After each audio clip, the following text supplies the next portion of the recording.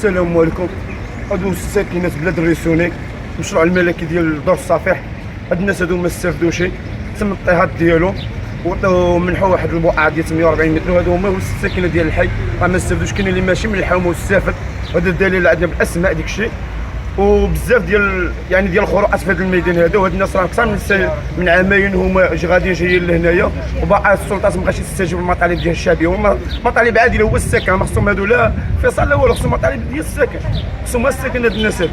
لذلك حنا كندو كنستنكروا، وحنا غادي نصعدوا النضال ديالنا. راه اكثر من عامين وحنا هما علينا بالمراوغات، ولكن من دابا الفوق حنا نبداو في النضال ديالنا السلمي حتى نديو المطالب ديالنا. المشروع هو السكن.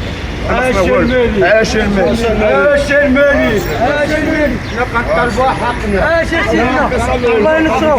ان حنا كنطالبوا المطالب. هاد الساكنه القصر الكبير عندها مستقبل. المدينه القصر الكبير اول مدينه في العتيقه بالبلد. حنا كنطالبوا سيدنا يتدخل بالمداخل ديال هاد الساكنه هادي اللي كتعيش بالفقر والتهميش، لا صحه لا تعليم لا سكن لا منطقه صناعيه. ان حنا كنهاجروا بلادنا من اجل الحقوق ديالنا، ان بلادنا كتعيش بواحد الدائره خطيره. اللهم ينصر سيدنا يتدخل بالرابع الدعوه ديال هذه الساكنه هذه اللي هي محرومه بالحقوق ديالها. السكن واجب علينا ان الضروره عندنا اولادنا كيقراو ضحايا من اجل حق السكن. الله يطول عمر سيدنا. قبل ما نريبوا قبل ما نريبوا وعدونا بهاد الاشعارات، فرقوا لنا الاشعارات انكم نتوما ساكنين وتستافدوا.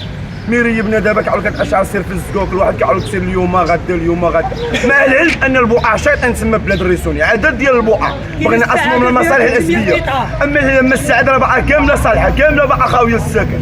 وهاد الناس ما عرفوش هاد الارض من نعطيوهاش، يجيبوا لنا شي مواطنين اخرين يحطهم، ولا حنا مواطنين يعصمونا. من لا سكن له لا وطن له. ابو صح يوفر لنا الروح الوطنيه. حنا اكثر من 40 اسره خاصها السكن، حنا ماشي 100 ولا 200 كما كيقولوا، حنا 40 اسره ما كاملاش. وحنا كنطالبوا جلاله الملك يتدخل شخصيا، لان هاد الناس هادو هما مفسدين واقفين في وجه الفساد، كيدعموا الفساد. لا تشوف ضايعين في هاد المدينه السعيده. حنا كندو لا تشوف مرشح صوتنا عليه باش يتقدم ويخدم المطالب ديالنا. شفناه جا كرا الارض ديال الاحباس قال كيدير فيها الاخر، جا دا الارض وبنى العمارات والمواطن مشرد. غير ممكن هذا مره. حنا الاحزاب السياسيه الناس هنا ما لاقياش ما تاكل، الناس ما عندها ما تاكل ما تشرب. الرئيس هو بني ماشي غتخلص الفكره. الناس خارجين لهم حوايجهم.